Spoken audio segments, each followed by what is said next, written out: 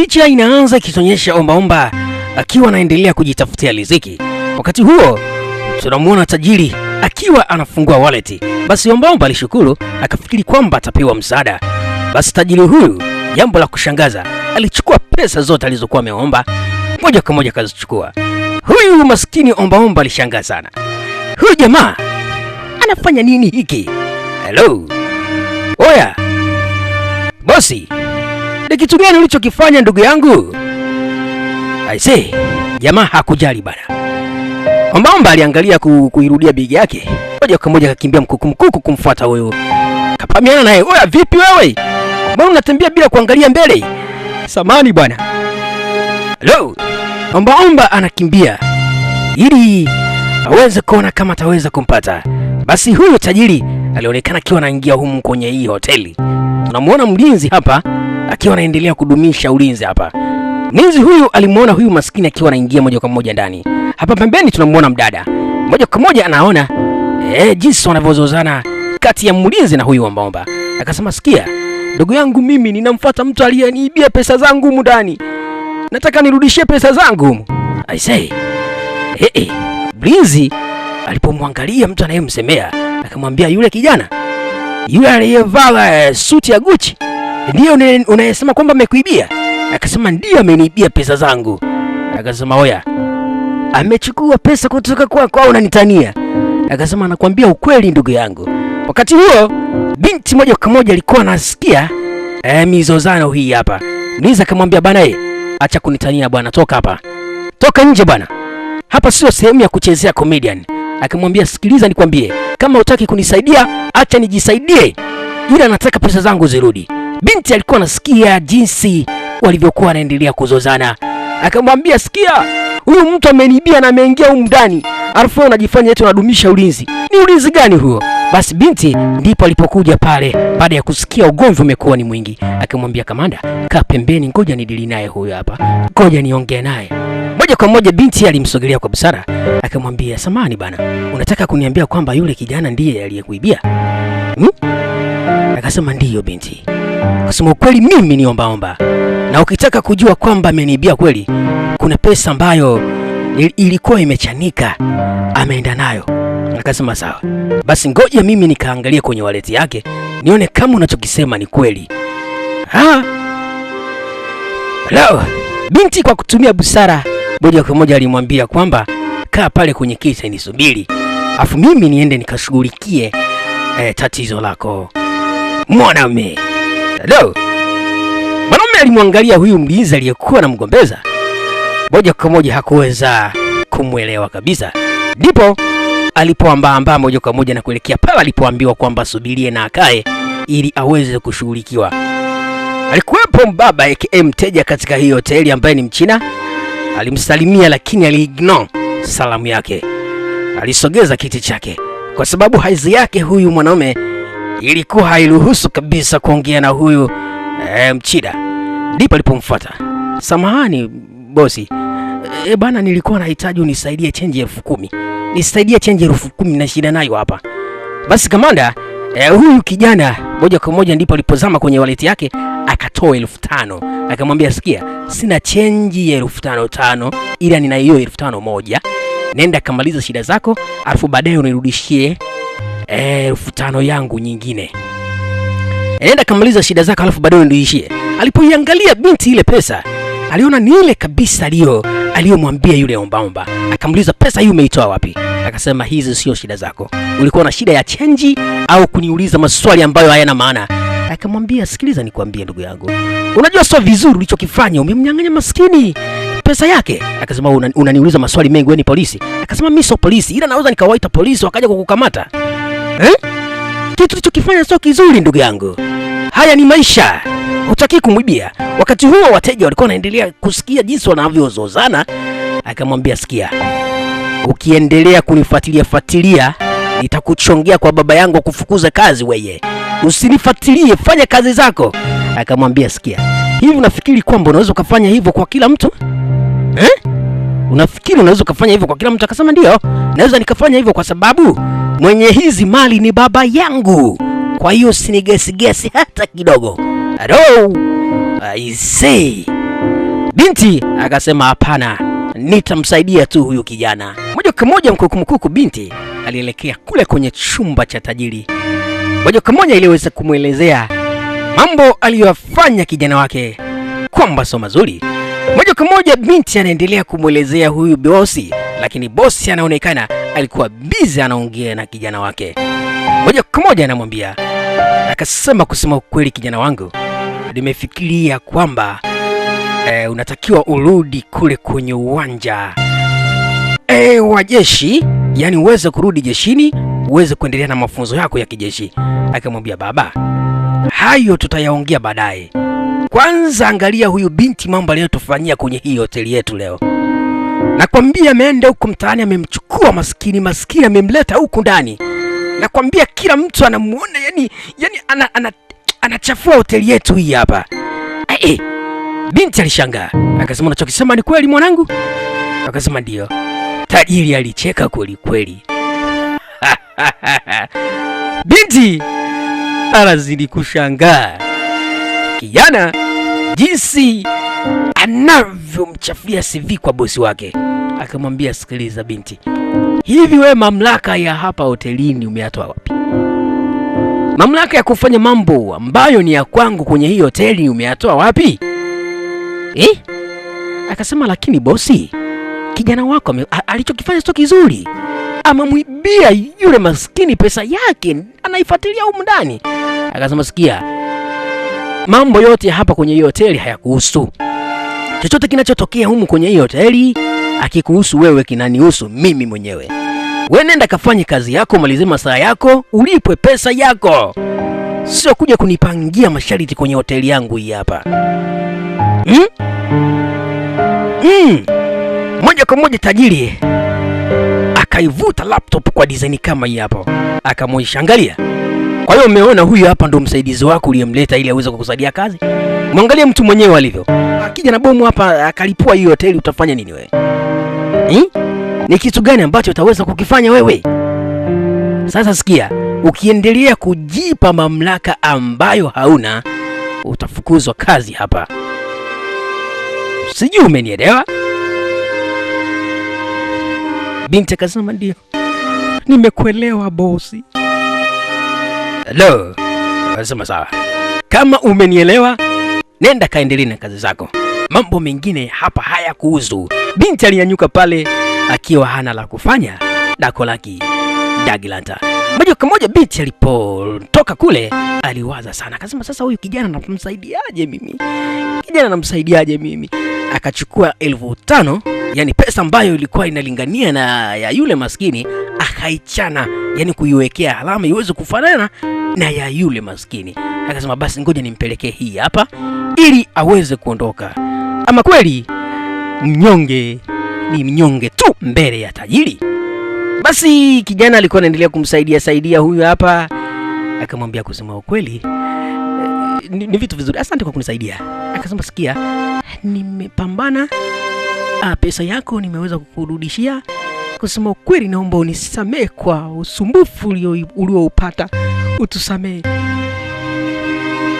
Maskini alipoiangalia pesa yake ile, aligundua kabisa sio pesa yake, kwa sababu pesa yake ilikuwa imechanwa kwa kupandisha juu, hii imechanwa pembeni. Ndipo alipomrudishia. Akamwambia, haina haja ya kufanya hivyo bana, kama imeshindikana basi. Wakati huo kuna mabinti ambao walikuwa wanatoka ndani ya hii hoteli. Kusema kweli, walikuwa ni walembo wazuri kweli kweli. Ndipo alipowaita huyu kijana, jamani walembo, njoeni tujumuike pamoja tunywe kinywaji cha Coca-Cola. Mabinti walimjibu kwamba hatuwezi kujumuika na mwizi aliyemwibia maskini mtaani, sisi tunajielewa. Walimcheka wakamwigino moja kwa moja wakaondoka. Hicho kitendo walichomfanyia kusema ukweli kilimwacha kiwa na aibu. Akasema, kumbe hili lishaanza kuniharibia CV. Sasa akamfuata moja kwa moja akamkwida. Akasema, oya vipi, unafanya nini bana? Akachukua wallet moja kwa moja kaidumbukiza kwenye koti lake. Oya vipi bana, si ameshaisha, unafanya nini? Akasema, nini sasa? Angalieni, wewe unamtetea huyu mtu. Nimekwambia huyu ni mwizi bana. Huyu ni mwizi. Ukitaka kuhakikisha msachi uone kama sio mwizi huyu. Bana we. Mambo gani haya bana? Ninzi moja kwa moja ndipo alipomsachi. Akasema, "Oya, usiguze kwenye koti langu bwana, hakuna chochote." Aliposachi moja kwa moja alitoa ile wallet. Binti alishangaa. "Hello. Hii hapa ulikuwa unakataa nini? Nimekwambia kwamba huyu ni mwizi, angalia ashaniibia mpaka na wallet yangu."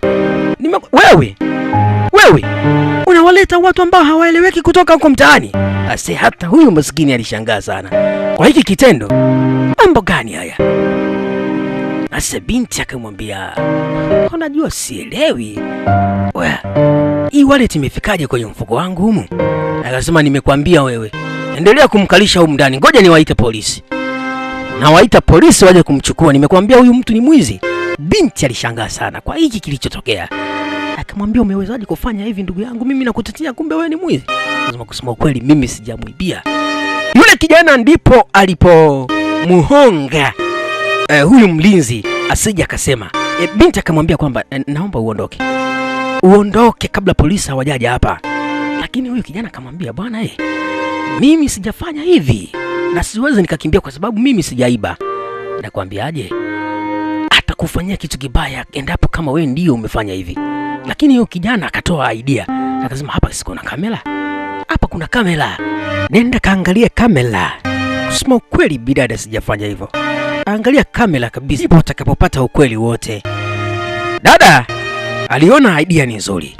Huku tunamuona tajiri akiwa anaendelea kufuta ushahidi.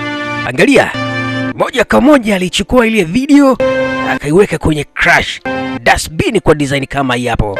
Bidada na yule maskini ombaomba walikimbia mkuku kuelekea kwenye chumba.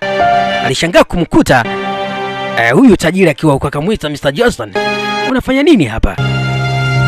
"Binti, unaendelea kunipangia majukumu. Nimekwambia kila kitu kinachohusika humu ni cha kwangu." Akamwambia, "Lakini mtoto wako anavyofanya sio vizuri. Mtoto wako ni mwizi." "Wewe binti, mbona unaendelea kung'ang'ana hivyo?" "Nakwambia ukweli. Bado mtoto wako anaendelea kumsingizia huyo hapa kijana. Kusema ukweli, mambo leo yafanya sio mazuri." Aisee, tajiri anaendelea kuigiza. Anaendelea kumtetea mtoto wake. Kama walivyosema bwana, mtoto wa nyoka ni nyoka tu. Like father, like son. Bana we. Binti anajitahidi kumtetea huyu maskini, lakini hata huyu boss naye alionekana kutilia ngumu. Wakati huo, polisi walikuwa wanatia timu moja kwa moja. Akasema, "Mchukueni huyu hapo. Ndiye aliyeniibia mimi." I say. Basi moja kwa moja na mwingine anamkejeli kwa design kama hii hapo. Maskini alimshukuru huyu binti, akamwambia, "Asante kwa kujaribu. Ondokeni bana. Pelekeni huko." Kijana akamsogelea binti akamwambia, "Nakwambia unajitahidi kutetea. Unatetea vitu gani? Nimeshakwambia maskini hana sauti mbele ya tajiri." Lakini binti moja kwa moja alibonyeza kitufe cha sauti ambacho ni cha dharura. Kama ikitokea dharura yoyote humu ndani kwenye hii hoteli, moja kwa moja wanatangaza, watu ambao wako kule sebleni wanasikia kwamba kuna hali ya hatari au kuna kitu cha dharura ambacho kitakuwa kimetokea humu kwenye hoteli. Basi binti alibonyeza kile kitufe, wateja wote ambao walikuwa kule walikuwa wanasikia kinachoendelea huku ndani. Basi binti anawaambia kwamba, "Jamani, mnachokifanya sio kizuri. Kijana huyu anaenda jela kwa ajili yako. Mambo nayo yafanya sio mazuri kabisa, hayakubaliki duniani hata mbinguni. Nyinyi ni matajiri, lakini sio vizuri kumfanyia mtu ambaye hajiwezi kwa design kama hapo." Lazima angalia, huyu naye eti anajifanya mtetezi. Sisi tuamue kitu alafu wewe upinge. Huku watu wanaendelea kusikiliza. Pukushana ambazo zilikuwa zinaendelea hapa wote waliziona, lakini walishindwa kuelewa nani mwenye makosa, nani ambaye hana makosa. Basi polisi moja kwa moja walisikia sauti hii ambayo ilikuwa inasikika hapa kwenye hii speaker. Kijana alikuwa anaendelea kutamba. Akasema, "Mtu maskini kama huyu hapa, unataka kumshindanisha na sisi?" Amebonyeza kitufe binti kwa design kama hii hapo. Wanasikia kule. Akamwambia, "Sikia, tumia akili wewe. Nimeshakwambia mimi nikiamua kitu hakuna mtu wa kunibishia mimi. Ili ujue sasa nimefanya makusudi. Sasa nimechukua pesa zake na nimechukua wallet nimeweka kwenye koti lake. Yeye ndiye ameonekana kwamba ana hatia. Lakini kusema ukweli mimi ndo ndiye niliyefanya hivyo vyote. Wakati huo polisi wanaendelea kusikiliza. Akasema, sikia, kila kitu na kila mtu amesikia ubaya wenu mlioutenda. Walicheka. Eti nini? Nakwambiaje? Sauti nasikika na kila mtu anasikia, ushahidi upo wazi kabisa. Akawaonyesha kitufe. Kumbe alikuwa amebonyeza kitufe cha sauti. Twafa. Tumeisha. Nawaambieni hakuna ubaya usiokuwa na mwisho. Alipogeuza skrini, moja kwa moja aliona polisi na wateja wote waliokuwa kwenye hiyo hoteli wakiwa wanaendelea kusikiliza walichokuwa wanakizungumza. Alimtazama mwanae. Akasema, mwanangu, tumetembea uchi mchana kweupe. Tajiri ndipo alipokimbia mkoko kuelekea kule hotelini. Binti moja kwa moja alikuja akiwa anajiamini kishujaa. Mwanangu. Moja kwa moja polisi waliwatuliza, akasema, nyinyi nyote mko chini ya ulinzi. Polisi, nakwambiaje? Hakuna kilichokuwa kinaendelea. Nakwambia ukule, hatujafanya chochote. Twende mahakamani, mtajitetea huko mbele ya sheria. Mlinzi moja kwa moja alishangaa sana. Akasema kumbe kijana alikuwa na hatia. Basi moja kwa moja waliwekwa chini ya ulinzi, wakapelekwa huko mahakamani waende wakajibu mashtaka ni kwa nini walikuwa wanamsumbua huyu maskini. Basi kijana maskini omba alimwambia binti, akasema, sijui ni kushukuruje. Akasema, usinishukuru mimi, washukuru watu wote hawa, wamesaidiana na mimi katika kukutetea wewe. Basi kijana ndipo alipowageukia na watu waliokuwa pale, akawazungukia moja kwa moja ili aweze kuwasambazia shukurani. Akawaambia, jamani, shukurani sana, ninawashukuru mno, muendelee kuwa na moyo kama huo, maana sisi sote ni watu wa Mungu.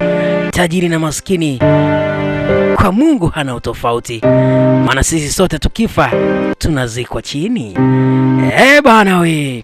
Kijana aliwashukuru kweli, na alisema kwamba kwa kazi mlioifanya ni kazi kubwa kweli. Kusema ukweli, muendelee kuwa na roho hiyo ya kuwatetea wanyonge, maana sisi sote kwa Mungu ni sawa. Utembelee ndege, utembelee ndinga ya kwenda, sote tukifa tunazikwa chini. Hakuna anayezikwa juu ya anga, hakuna anayezikwa mbinguni, sote tunazikwa chini na pua zetu zote zimeangalia chini. Na maana sote safari yetu ni moja. Kusema ukweli, mpenzi mtazamaji, maskini mbele ya tajiri hasaminiki, lakini siku zote haki ya mtu ipo tu, hata ikipindishwa ipo siku itamfikia. Yani wachawi wanachoweza kukifanya ni kuchelewesha tu haki, lakini ipo siku itamfikia mlengwa. Na kuambia ukweli, kama ni yako tu. Kwa hiyo tunachoshauriwa mpenzi mtazamaji katika hii dunia ni kupiga moyo konde, kuendelea kusonga mbele, kumwendelea kumuomba Mungu, maana Mungu ndiye muweza wa yote. Mungu ndiye mleta riziki, Mungu ndiye mwenye haki katika hii dunia, kwa sababu tajiri na maskini kwa Mungu sisi wote ni sawa. Mungu habagui, Mungu hana upendeleo, Mungu ni Mungu wa wote. Ni kweli ubaya unavuma kuliko wema, lakini wema unapokuja ubaya hutoweka. Kwa hiyo tuendelee kutenda wema. Basi na picha yetu nzuri kabisa hapo ndipo inapofikia mwisho. Mimi niliyeweka maneno ya kisozi katika picha yetu hii hapa nzuri. Naitwa The King Voice, wengi wanapenda kuniita DJ Kazi. Naomba unisapoti kwa kusubscribe na kuweka alama ya kengele katika chaneli hii, ili kila picha nitakayokuwa naiweka katika chaneli hii uwe ni wa kwanza kuipata. Pia usisahau kuweka maoni yako hapo chini kwenye comment section. Uniambie hii picha imekufunza nini. Chao. Tukutane katika video nyingine, Mungu akipenda. Alamsik.